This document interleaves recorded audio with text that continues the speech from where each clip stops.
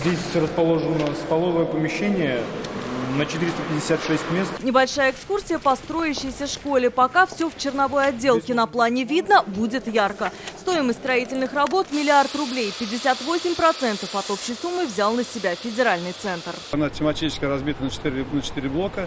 Блок начальных классов, общественный, административный, спортивный.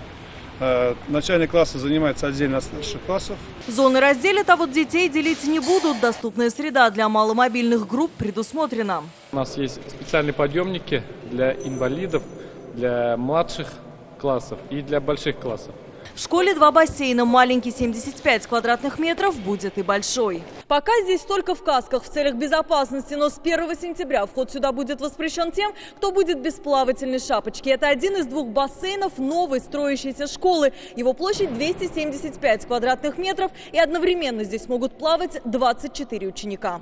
Ровно год назад о школе жители Соловьиной Рощи не могли и мечтать. Ближайшая к микрорайону 35-я на Гафуре Ахунова переполнена. Многим приходилось ездить вплоть до Дубравной. В шаговой доступности 35-я школа переполнена, и для наших детей мест нет. От обещаний и неопределенности перешли к делу. Деток много, новый район. Школа, конечно, нужна, обязательно нужна, чтобы детки далеко не ездили. Людей много, а школа-то одна, они вторая получается. Но и вторая школа потребность микрорайона в учебных местах не закроет. В планах строительства еще 2.